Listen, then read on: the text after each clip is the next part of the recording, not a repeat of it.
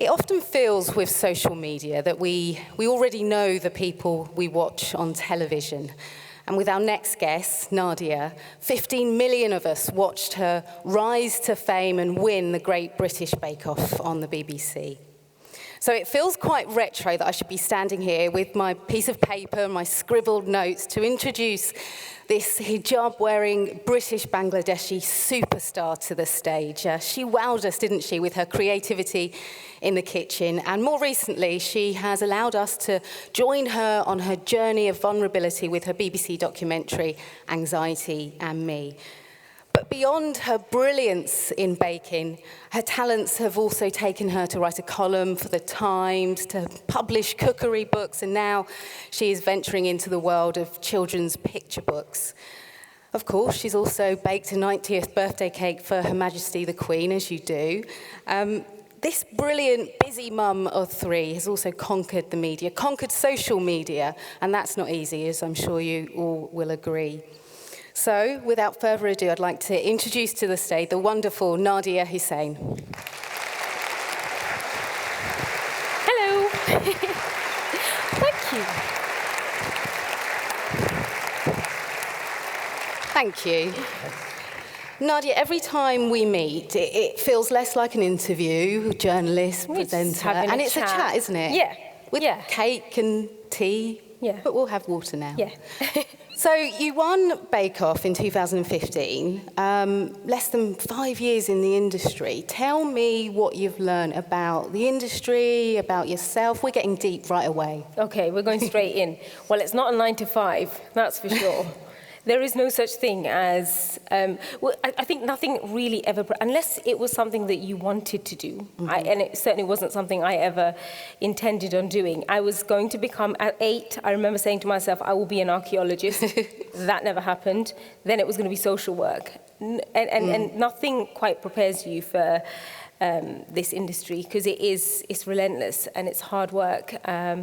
But it's wonderful, all in the same breath. So, and it's not something I ever expected to do. So I kind of got thrown into it, and I wouldn't have it any other way, because it is hard work, and it does take you away from your family, and there are late nights, and there's lots of traveling and lots of hotel rooms, none of which, I enjoy sometimes, but I love it. Yeah. And it was your husband who filled out the application form to get you part of Bake Off. Have you forgiven him?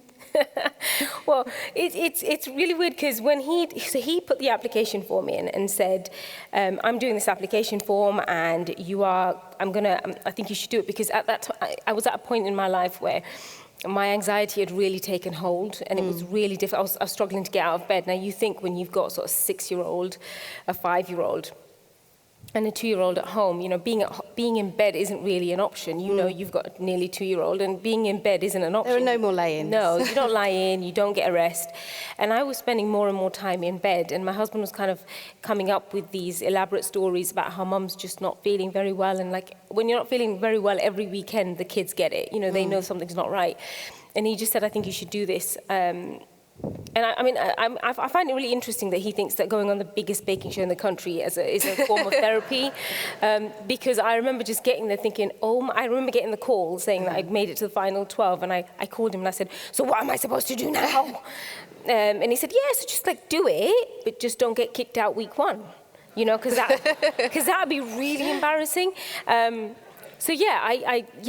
He did it because he felt like I needed to do something where the kids weren't involved, where he wasn't involved, where I was doing something on my own, because I'd spent so many years just doing, just being at home for them. And he's done really well in his career, and the kids were doing really well, and he just said, what do you do for yourself? And it turned out nothing. So this was my thing to do. And it brought so many opportunities. After winning, you didn't embarrass yourself. You went on to win it.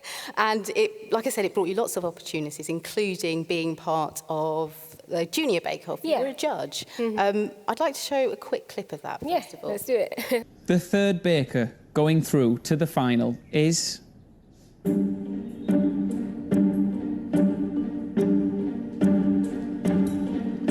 Nikki.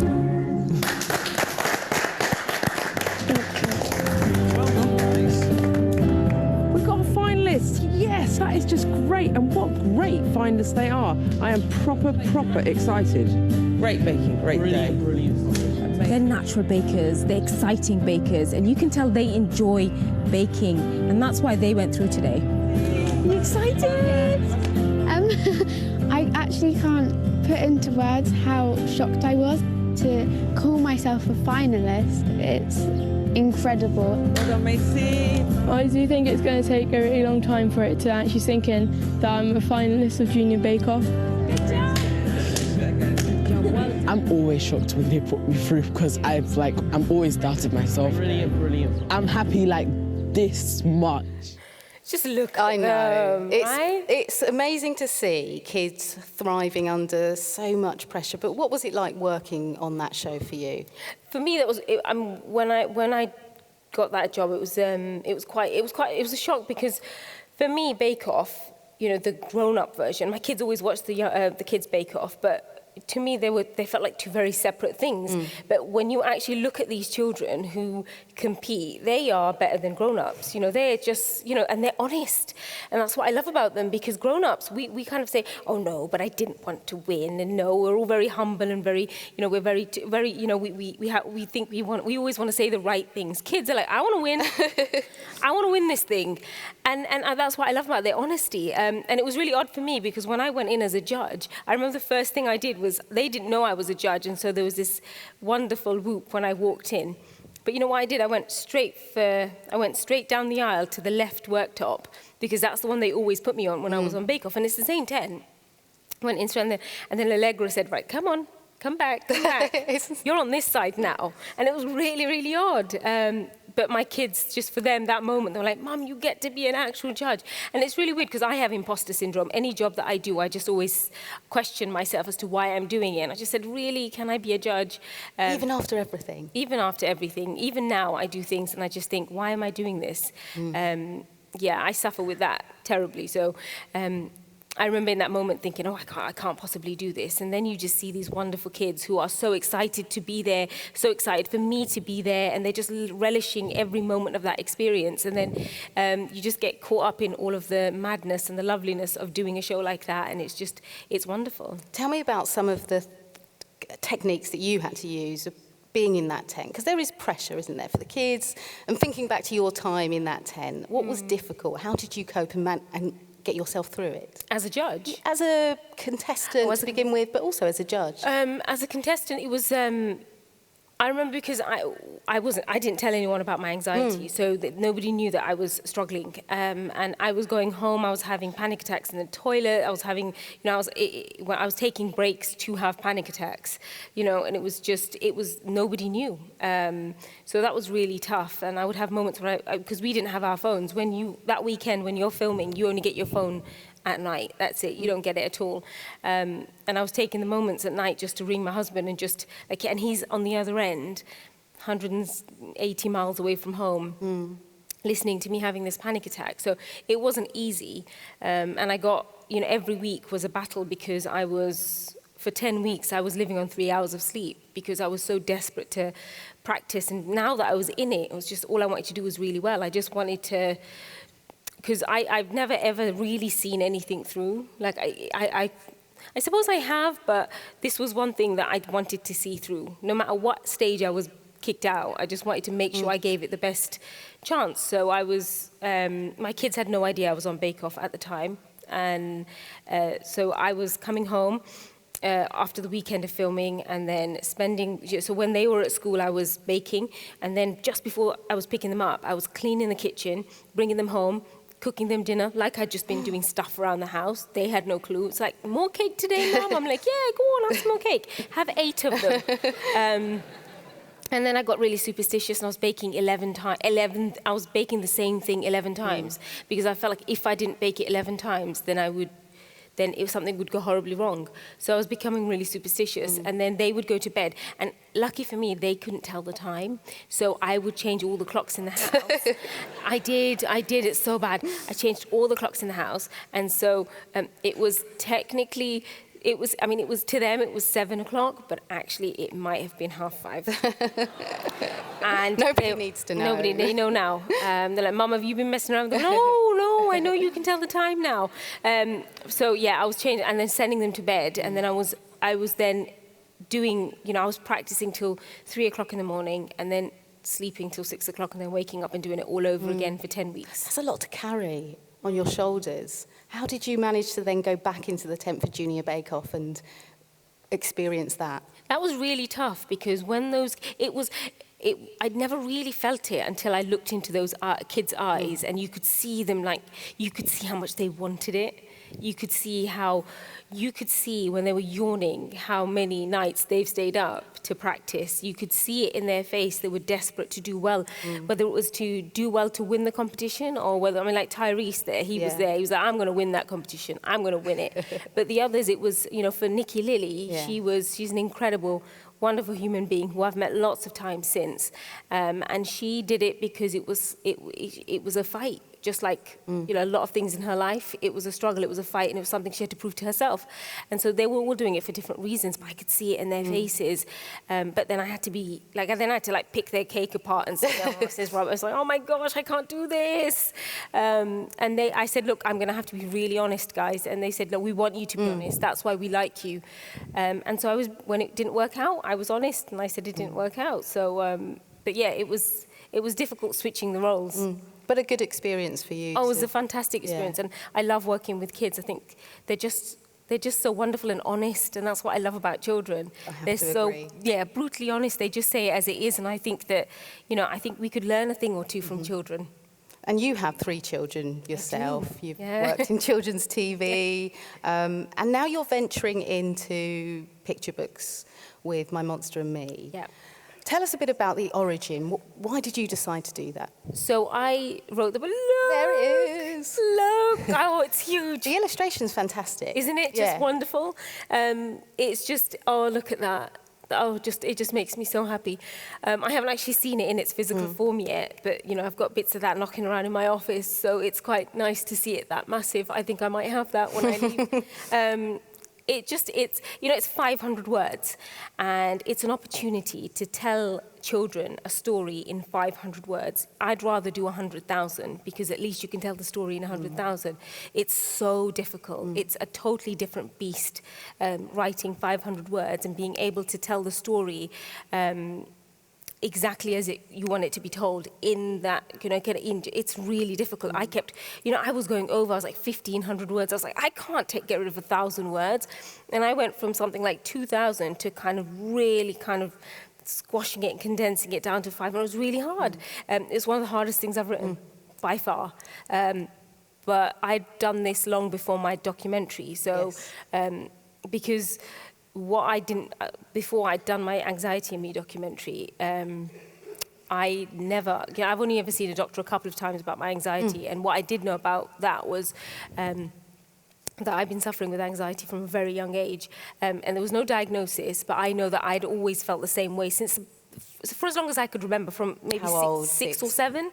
And if I think back to myself as a 6 or 7 year old, I'm 34 years old, and even now I struggle to get help. It's taken me this long to get help.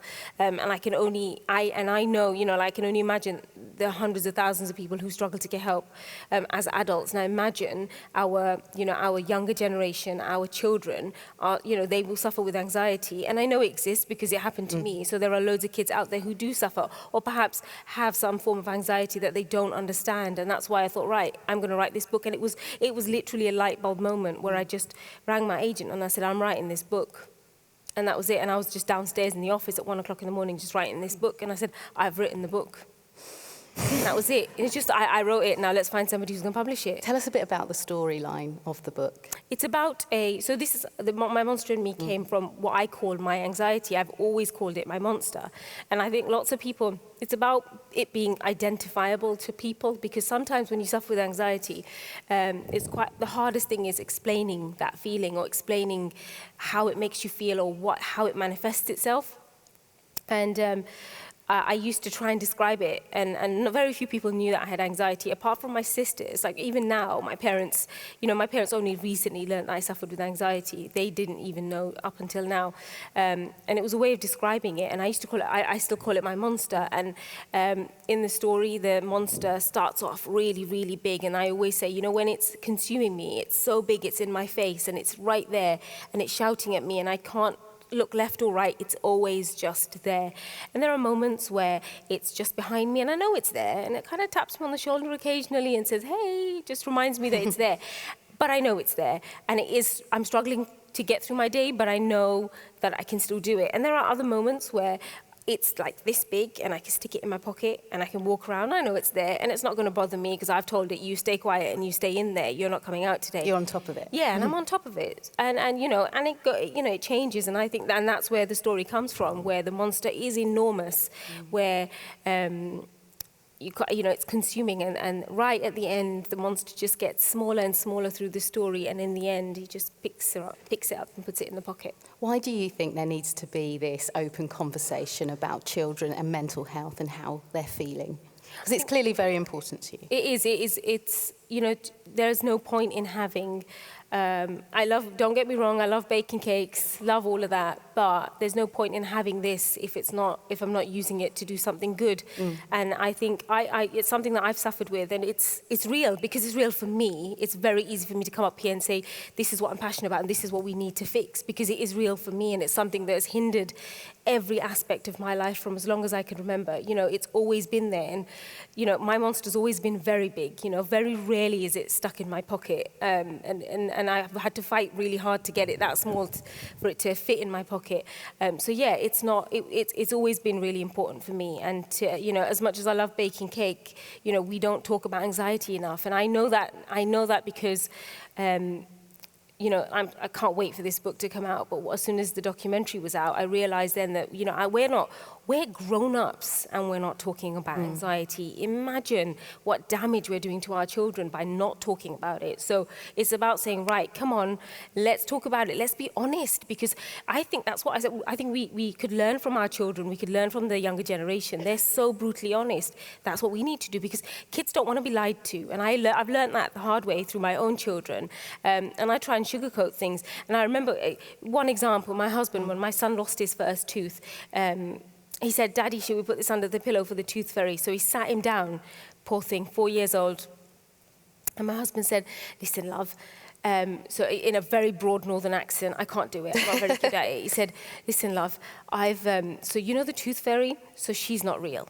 And that money that the tooth fairy puts under your pillow, well, Daddy goes to work and Daddy earns that money. Here's a $5. You can have that, give me your tooth, stuck it in an envelope, and that's it. And he was like, and that was it. He was so honest. And he crushed me, my husband crushed me that day. I said, you couldn't give him the tooth fairy? I just wanted him to have the tooth fairy. He didn't give it to him. He said no, because why should he? And in that moment, I remember I really did hate my husband. I was like, how could you do that to him? Like, I like a fairy tale. Why not? Just let him have that. And he was really honest about it. And it's really weird because my kids are brutally honest as well now. They're like, no, mom. So they're just like, they stop me in my tracks whenever I try and fabricate something. They're like, listen, we know you're lying. Tell us the truth. So they like the truth, and I think we could learn a thing or two from them. I'd be really interested to know what conversations you have with your children about anxiety and how they're feeling, and also what they make of the book. So a lot of the books that I've written, they've been really involved, because it's great. I think when you've got guinea pigs at home, why not use them? So when I'm doing cookery books, it's just like when I'm doing the kids' cookbooks, the cookery books, I'm like, guys, try this. What do you think of that? And again, they're honest, so that does help. So yesterday I did a chocolate cake, and they're like, Mom, that's dry. Mom, that's really dry. I was like, okay, enough. I knew it was dry. I was like, okay, fine, I get it.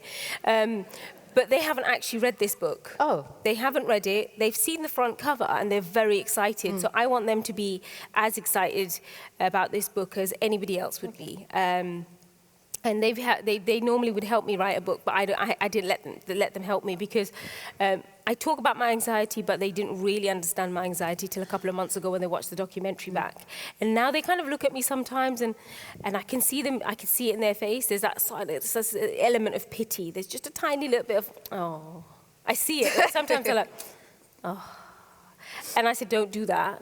It's okay, but we should talk about it. Don't feel sorry for me. If you want to ask me questions, let's talk about it. But we have lots of little rules in our house, and one thing we have is sometimes when you're feeling anxious, we don't want to talk about it. And I say, look, I'm a grown-up and I don't like talking about it. And you're kids, and I can understand sometimes you don't want to talk about things. But we have a rule in our house. It's called the top step rule. So if they're feeling really anxious or feeling sad and they can't talk about it, but they want to, they sit on the top of the step. And somebody will see them. Oh. Because there's always someone around. And just yesterday, my little girl just sat there. I called her my sister. That's really weird. That's how we address each other sometimes, because I didn't give her a sister. So she said, that's why I have to, we pretend to play sisters sometimes. And so she sat on the top of the stairs, and I saw her as I was coming out of the kitchen, and I said, oh, you know, and I knew straight away she wanted to talk about something, so I went to the top of the stairs and sat with her, and she just said, oh, because I haven't been out for about 6 or 7 days, because I've been at home doing the school run, and she knows that I'll be out today, and she said, so you won't be here to tuck me in? And I said, no, I won't be. And she said, oh, okay, that's just worrying me a little bit, and that was it. It was just something really simple, but she just needed to talk about it, and she didn't want to say it out loud, but we have our top step rule where we sit there and talk in case we're feeling anxious. But I just encourage them to talk. And it's keeping that dialogue open, I think, that makes it easier to discuss. I think it's a really good point now, we're talking about anxiety, to take a look at anxiety and me in a little clip, and then we'll delve a bit deeper into that. But the closer I get to the train, the more I feel the panic rising inside me. Okay. So I'm really tense. My mouth feels really tense. Okay, well, yeah, relax. But it's okay to be tense. But you know, it's unnecessary. You know, it's unnecessary. Like the looking down is unnecessary. It's almost like you're repeatedly telling yourself, "I'm an anxious person." You know. Yeah. And you know what? You absolutely don't have to be. Yeah. And so some of it is about you're just not going to give in to the anxiety. Say, look down. You know, do this, do that. It's taking all of my strength to keep my head up.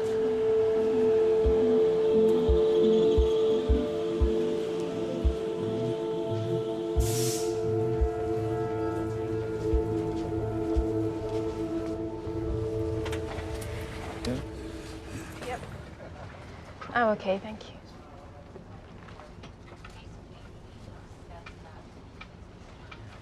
It's all right. It's not as bad as I thought it was going to be. It never is. No.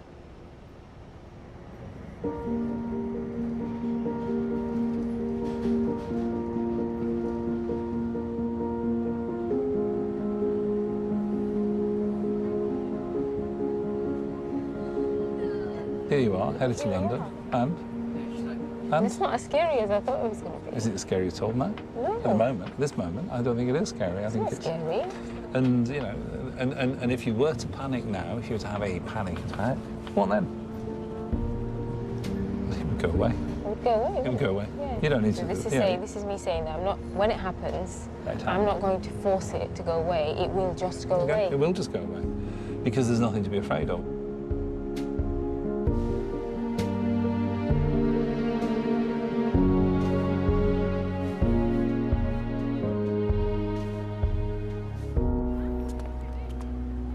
This is unfamiliar for me. This is not something I do. I was not expecting to be here today, and here I am.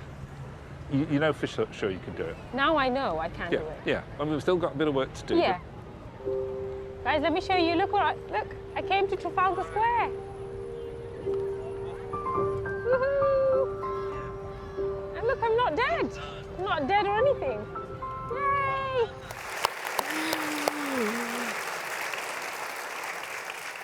For us, Nadia, that was, I suppose, maybe a 1.5-minute sequence of television. What was that like for you, though? That for me was 3 weeks of one of the hardest bits of filming that I've ever done. I was just laughing at the beginning bit because I'm saying to Paul, yeah. It's basically, shut up, Paul. Shut up, I'm not listening to a word you're saying, Paul, because I'm really anxious right now. But it was close to 3 weeks of really intense filming, and what I hadn't imagined, like I went in with the best of intentions. Yeah. This was my idea. This is me. Oh. I said, this is what I want to do. And this has been years about a year and a bit in the making. And then finally when it came to the filming, I just thought to myself, what on earth am I doing? Why am I doing this for? And then when we started filming, the more I got into it, what I hadn't realized was all those years are kind of burying these feelings. suddenly Paul was saying, we're unearthing the lot. We're going to Just like we're going to dig the yeah. lot up. And that for me was one of the hardest things I've ever had to film. And there were moments when I right on the edge at sort of 1 o'clock in the morning, and I would just ring and say, I'm not doing this. I don't care what contract I've signed. I don't care who sues me. I'm not doing it. I'm done. I'm not going back. And then I'd wake up in the morning, and then I would just wait, and I would just go. And then I did that every day for about 3 weeks, and I really struggled with that. It was really, really difficult.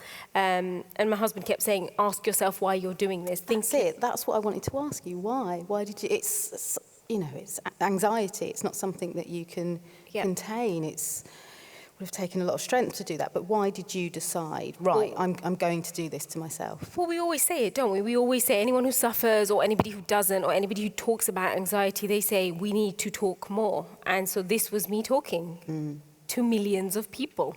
And I did it the best way I knew how. And I thought there's no point in being sat here and having the ability to make something like this and saying I'm not going to make it just because I'm scared. Because if I'm saying we need to talk, then I need to prove to myself that we're going to talk. And this is me saying, look, if I can talk and I can tell millions of people, here you go, this is me, I'm giving you my story, this is what happened to me, and this is what, you know, this is what I live with every single day, then surely somebody out there will, you know, find the strength, the courage to go out there and say, do you know what, if she can do it, average Nadia, I can do it too. And I think that's really important. And I had to just, you know, because I say it all the time, we need to talk, and this was me proving to myself that this is us talking.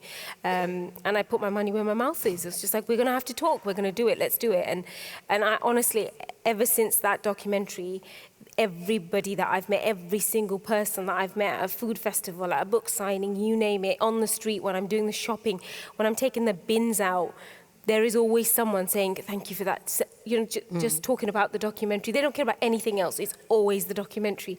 And I think it's a wonderful thing. And there's lots of people who are now talking. And, you know, I even met with somebody whose husband's a doctor and said, you did a terrible thing because now everybody's ringing the doctor. And I'm like, no, hold on a second. Now, hold on a second. But yeah, people are talking, people are ringing their doctors, people on social media saying, you know, I went to the doctors, you know, I finally, after all these years, decided I'm going to go to the doctors because I see myself in you. And I think it's got us talking. Where are you at with your own anxiety now then? Kind of behind me, tapping at the moment, so not in my pocket. But it's something that when I did the documentary with Paul, he said that he could cure me, and I'm like the biggest skeptic, and I'm also like my dad's daughter. I question everything. Just every time he said something, I'm like, really, why? Why do you say that? And he said he could cure me, and like I haven't fully finished the course or the treatment because I just haven't, because of time and life and kids. But, you know, it's still there. You know, it's still there. And often I wonder, and there's something I said at the very beginning of the documentary was, you know, who am I without it?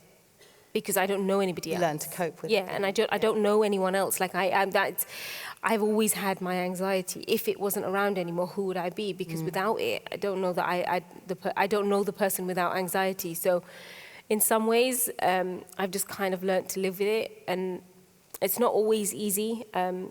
For my husband, he's the one I feel for the most because I can kind of hide away from everybody else except for him. We share a bed, you know, like he can't get away from me. I'm right there, you know, really sad sometimes. And I occupy his space sometimes and he just doesn't move me. He's like, I'm just going to leave her alone. He just knows now. So it's not always easy on him. But I think what was great about doing the documentary was that people, lots of people, not just sufferers, also the people that are around people who suffer anxiety also now understand what, you know, how to help and what it's like to live with somebody who suffers with anxiety. So, yeah, it's not always easy. It's still there. It's still there. Yeah. But you're learning to navigate it and talk about it. Absolutely, and especially having 3 young children at home, and I've got 2 nearly teenagers. My eldest is nearly a teenager now, and he is so up and down at the moment, hormones, and he's just kind of, and he asks lots of questions, which I always welcome. I just say, no question, you ask me anything and I will answer it. So he doesn't like leave anything out. He always asks me loads of interesting questions that I can't always answer, but I try. So we have a very open discussion about anxiety in our house. There's no question that I won't answer. There are so many pressures, aren't there, for children nowadays with social media and having to fit in or be perfect. How do you feel about social media? Because sometimes I feel like, could we uninvent it? Would that benefit us? How do you feel about it, particularly with children in mind? Yeah, I mean, there's some things we just can't take back, unfortunately. It's there now. But it's their world. And it's a double-edged sword for me, because it's not mine. It's not my world. It hasn't been, and I grew up, playing on train tracks and picking blackberries. And my kids are like, can we watch telly now? Can we go on the iPad now? It's like, no. So it's their world, and it's something that it worries me, because I've got, a teenager. He's a teenager in a couple of months. And his first question was, can I go on Instagram? I was like, oh. It's that dreaded question, isn't it? Yeah, that's the one I don't want to answer. I'm like, so who wants to eat ice cream? Like I avoid answering that one a lot. But he keeps asking me, can I go on Instagram? And I want to say no, but it's his world. It's the hot topic. Everyone, that's the way they communicate these days. And as long as I teach him the rights and the wrongs and the do's and the don'ts, and we don't invite everybody into our home. Equally, we don't invite everybody onto our social media. So I think if we, with the right guidance, I can't see why they can't navigate through it. And they have to learn. They have to learn to make those mistakes. They have to learn to do the wrong thing to learn what the right thing is. So yeah, it's a double-edged sword. I don't always love it. So I have a rule in my house, 7 o'clock. We have a little biscuit tin with no biscuits in. It's got all the phones, all the devices, all the stuff that goes bleep, bleep and vibrates just straight in there. It's like, just get rid. So on a weekend, we just get rid and just put it. That's why I'm not very good at doing stuff like that. I'm not good at just kind of snapping where I am and what I'm doing all the time. So I just kind of stick it all in a tin and say, and we have days where we're all watching a movie, but we're all on our phones doing stuff as well. So equally, there's, balance, and there isn't. So yeah, I love it sometimes, and I hate it just as much. So as being a parent to your children, you're a role model for your children and other kids around the country. You're a British Bangladeshi woman who is representing on screen. Let's talk about diversity, because I couldn't have you here without not mentioning it. I read an article recently where Naomi Campbell was talking about how she feels that diversity at the moment is a trend. So we'll have a black woman on the front cover of Vogue, or there'll be a black family introduced on Coronation Street. But she says it's a trend, and actually there needs to be real change. Do you agree? How do you feel about diversity in this industry? I remember the first time I realized that there was an issue was when I was filming Big Family Cooking Showdown, and there was probably in total in the entire studio, cameramen, sound guys, everybody included, there was probably about 60 people in one room, and I was the only colored person, and the only time there was a second colored person was when the runner came in, who would make a cup of tea. He'd do the teas and the runs and the rounds and cook and the tidying up. And that's the only other time there were only, of maybe 60 plus people, there were 2 of us. And that suddenly, and I remember just getting a cold sweat thinking, oh my goodness. And just realizing that there's something not quite right here. So of course it's important. Growing up, I did not see anybody like me on television, and that's why I absolutely, just for me, Ainsley Harriott was the god on television. It was just like Ainsley, like come on, a legend. Yeah, exactly. But he was one of very few people, and for me, watching him on anything, for me was just like, oh, I get him. I don't know. It was just being able to identify with him. So yeah, certainly diversity wasn't something that I grew up with. And reading a book, I couldn't open up a book and read a story and say, oh, I get that story and understand where that story's from, or identify with a character. None of that. So it is absolutely 100% important now. As for Naomi Campbell's comments about it being a trend, a fad, people look at mental health and call it a trend or a fad, that it's a thing that celebrities talk about now and it'll be gone. Do you know what? They might be right, but if we call it a trend or a fad, we're wishing it away. We're saying that it's here and it's time for it to go. And I don't believe that the little diversity that we do have, I don't think we should label it as a trend or a fad and wish it away. I think if it's here, even in its tiniest form, we should celebrate that and look to making that a bigger, better thing rather than calling it a trend or a fad. So I can't say I agree with that. Can't say I agree with that. But I think it's something that, it's happening. And if that change is happening, even if it's in the smallest amount, we should celebrate that and we should look, and look for it to grow and become bigger and better. What would you say you need from the industry to improve diversity? If there was one thing that could be improved, what would you say is needed? Do you know what? I don't know that I've been in it long enough to know what it is that we need to improve it, but there's, for me to be in an industry where there isn't somebody like me. So I go to food festivals, and I turn up to these, to book signings and things, and I turn up, and I'm the only person like me there, and sometimes that scares the life out of me. I just think, Really? It genuinely does scare me, and there are moments where I can almost feel the, you don't belong here.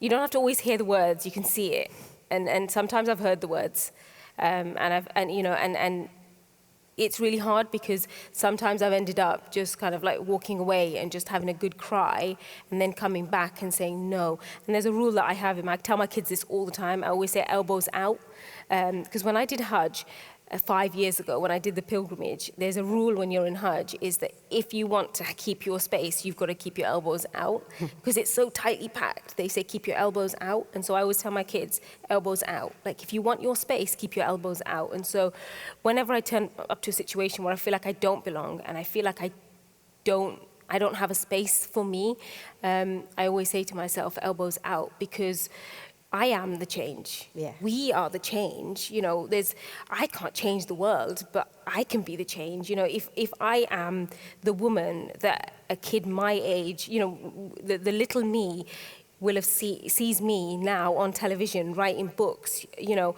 then I am the change that I want to see in the world. So the point is, how do I stay here? That's it. It's just about staying here and creating that space and saying, actually, elbows out, let's create that space. So I don't know how to change it. All I know is how to stay here and to create that space. And I think I think that's really important. So now, when anyone says, where do you see yourself? I say, I want to be doing this For as long as possible. For as long as possible, just to create that space for more women, people of color, and anyone of that, for ethnic minority to say, you know what, I can be just like her. I think it's needed. I think you're doing that. You're trailblazing. It feels weird to ask this question because it's 2015 that you burst onto the screens. You won Bake Off.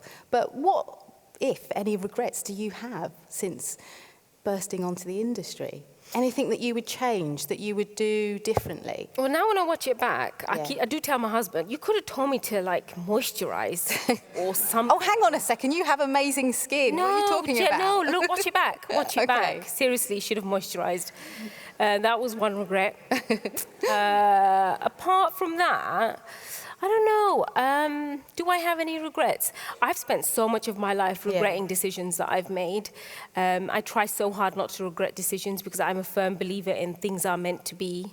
Certain things are just meant to be. That I look back on, certain points in my life where, I was at, I didn't go to university, and growing up in the community that I did, there were so many restrictions. And rather than regretting, I kind of hope that by doing what I do, I'm knocking down hurdles not just for my own children, but for the next generation. Because, growing up as a young Muslim Bangladeshi woman, I was always told, no, you can't. No, you're not doing this. No, and then there was obviously no representation either. So it's really hard to try and be someone or do something that nobody else was doing. So, I'd like to think that in years to come that I'd still be doing this. And I don't have massive regrets. I try not to regret anything. There are, I've had a couple of fashion regrets. It's like, why did you wear that? Haven't we all? Why did you wear that? Apart from that, no. It's not been easy. It's not always been easy, and it's been tough because there is always, with the good comes the bad, and there have been some really difficult times, especially with social media. But I think when I look at some of the negative stuff, I just kind of try and think, actually, there's so much more good, and you have to try and see the good. You have to. How do you field social media? Because I follow you and I notice that you do address those trolls, those people that want to pick an argument. I mean, how do you do that day in and day out and still have faith in social media, still use it, still log back on? Whenever there's something negative, I always get a flurry of messages saying, don't feed the bots, they're just bots. I'm like, do you know what, I'm going to fight that bot today. I don't care if it's a robot, I will fight it.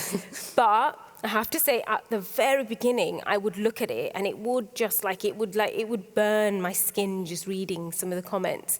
And I would say, no, not going to comment, not going to comment. And it took me a couple of years before I was like, no, do you know what, I'm going to actually comment. And then I did it, and then I type it up. I don't know if you do this, but I type it and then I delete it. Then I type it again, and then I delete it, and then I do it again, and then I'm like, right, send, done. Can't take that back anymore.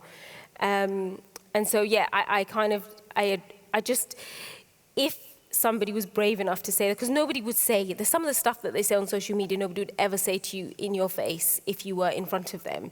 So I just think that if that's a medium for somebody to say negative things to me, then I think it's my job to correct them and tell them how ridiculous they are. And so that's what I do. And also, my children are not far off going on social media themselves.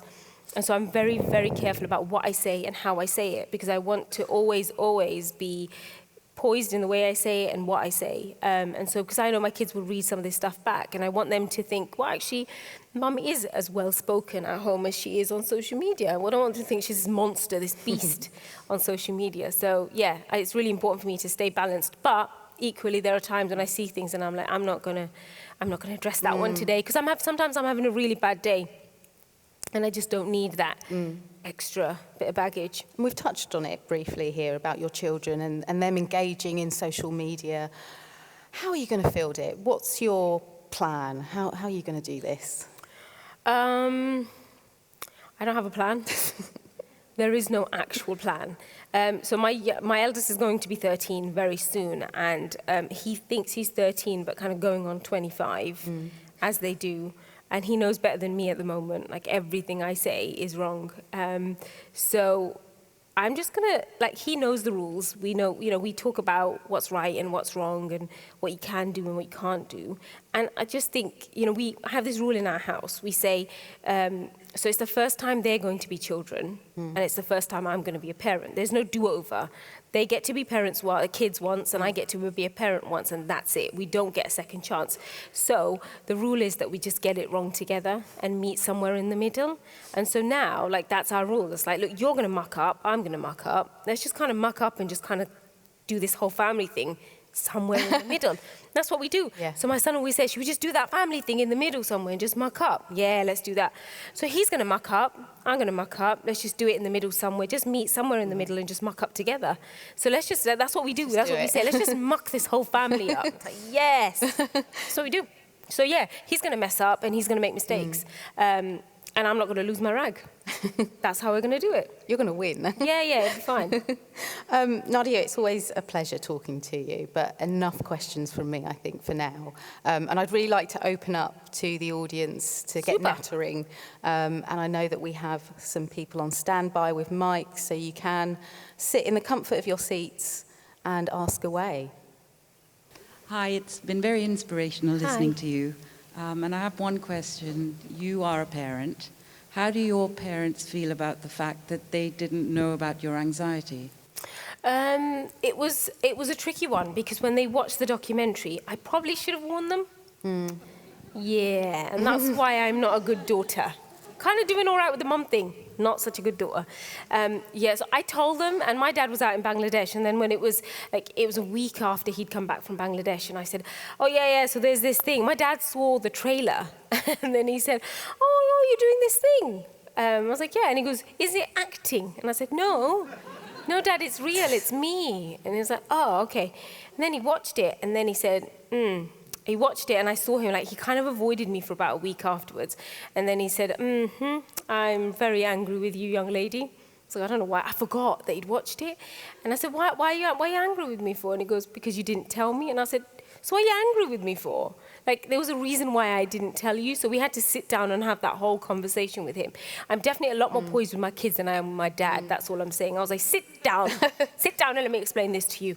And then, so we sat down and I explained it to him. He goes, yeah, I get it, but I feel a little bit sad that you didn't tell me. But, you know, my kid, you know, as in the documentary, I talk about having a younger brother and sister who were very poorly.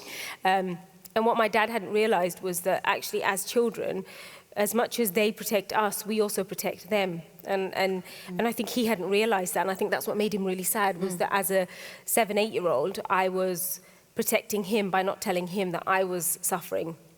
And I think that was I think that was quite eye-opening for him, and my kids were quite shocked by that as well. And I always say, you know, we are each other's protectors. We're not, you know, it's not just my job to protect you. We just, as a family, that's what we do. It's that pride mentality. We look after each other. So yeah, he was shocked. He was shocked, and he said, "From now on, you tell me everything." I was like, "Not everything, Dad. Not everything." Oh, we have another question right at the back there. Hi, as someone who suffers from anxiety, I want to thank you for your candour, for opening up a space where we can have these difficult conversations. Yeah. My question for you is, how has celebrity status affected your mental health, or indeed has it? It hasn't helped. That's for sure. It's not... going out isn't so easy anymore, so I definitely avoid going out as much. It's great for me because now the village that I live in, you know, everybody knows, and it's easy because I'm a mum at the school. It's taken us 4 years, but you know, we're not no more twitching curtains. Everyone's just like, oh, it's just Nadia walking down the street. It's really easy at home in our village, but certainly going out isn't as easy as much anymore, and it hasn't, you know, it has definitely. It's been a catalyst in my anxiety at times, and it's been really difficult at times. And you know, I have found myself reverting back to old habits, such as like just staying in bed and not going out very much and keeping the blinds drawn and that kind of stuff. But I also recognize those kind of little behaviors, those safety-seeking behaviors. So what I do now is I kind of force myself out of bed, and I force myself to open the blinds and do normal things. So it hasn't helped, and it's not always easy. But I always tell myself, you know, I love this job. I love doing what I do. So, you know, I make myself get out of bed sometimes, and it's not always easy. But, you know, I do love what I do, and I keep reminding myself of that. Otherwise, I wouldn't be able to do this, and I certainly wouldn't be able to control my anxiety as much. But yeah. I think it's important to remember also that you can be a doctor and have anxiety as well as being a celebrity and have anxiety. It affects all people. Yeah, I mean, I think it doesn't discriminate, and quite often on social media you get some ignorant people saying that, you know, it's just another celebrity with anxiety, and it's if you can break a leg or cut your arm or you know, grate your finger, as most of us do when we're grating, you know, you can get anxiety. You know, like it's an illness, it's a thing, it's a real thing that people can get. So, and it's an illness, so you know, it doesn't discriminate. So yeah, you're absolutely right. Okay. Oh, we have one over here. Question. Hi. Hi. So in the audience, there's a lot of program makers, and I wondered what advice you could give us to make our productions more inclusive for both talent and contributors who have mental health issues, but also production staff and crew. How can we make our productions more inclusive? Oh, that's such a tricky question, because I feel like such a newbie. Like I want to change the whole wide world. I want to make everything better. I want to just Boris Johnson and all of that. I do. I want to fix everything. Like, I want to fix everything. I might just run for Prime Minister. Do it. Yeah. Do it. I think I might just do that. Free chocolate for everyone. That's what I'd say. Yeah. Do you know what? I'm not. That's a really tricky question, and I wish I had the answer. But it's like I said. I was saying to Leah that, you know, it's not. For me, the only way I can actually make a change is to stay here. And there are moments where I wonder why I'm doing this, and that's when I remind myself of how little diversity there is, and you know, and how little we talk about people with mental health issues. And you know, I've got it all going for me. Mental health issues, brown, Muslim, Bangladeshi woman. Like, that's, you know what I mean? Like, tick, tick, tick, tick, tick, tick, tick. But, you know, here we are, and I get to do all of these amazing jobs, these wonderful jobs that women in my position don't get to do. So it's about staying here, and I think that's really, really important. Like I said, I can't change the world, but I might run for Prime Minister. You never know. We have one at the front, question at the front. Nadia, thank you very much. Thank you. This was tremendous and not just informative, but really, really funny. I wanted to ask you if you could help us by saying a little bit about how we might recognize anxiety in the children around us. What might we be looking for? Well, we've had like long discussions, and I'm really hoping to work with lots of charities once this book is out, so we can be kind of working with, what I want to do is work with schools. I'd love to work with schools, so, because we always hear about the pressures of the pressure on the NHS and how little they have, and how little of that funding goes to mental health issues. So I think we have to use the resources that we have, and that's schools and teachers. And I know they already work really, really hard for very little.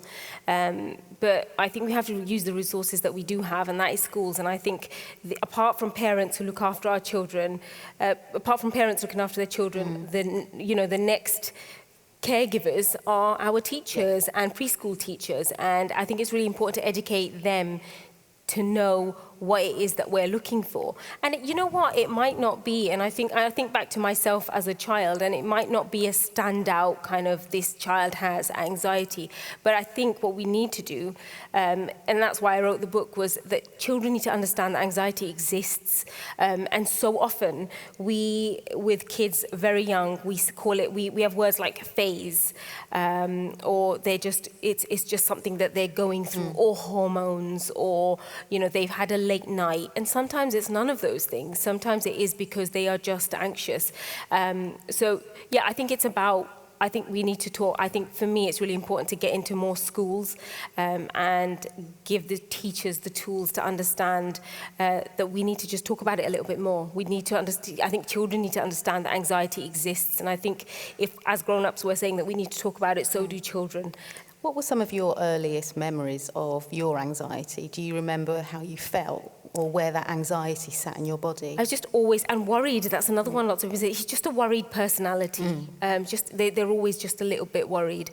And I was that child. Everyone, I remember the teacher always saying, I remember sitting vividly when you have your parents' evening, and I remember my mum being there, and my nan. Mum doesn't speak much English, and nan can't read or write, so I was like, I don't know why either of them were there.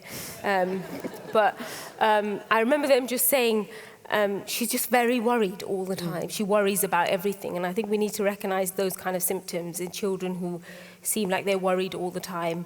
That could be anxiety, but I think it's about talking about it. But for me, it was I was the worried kid. I was always worried, and I remember, and even now, you saw that bit when I got to Trafalgar Square. I was like, I didn't die or anything. I'm very fatalist.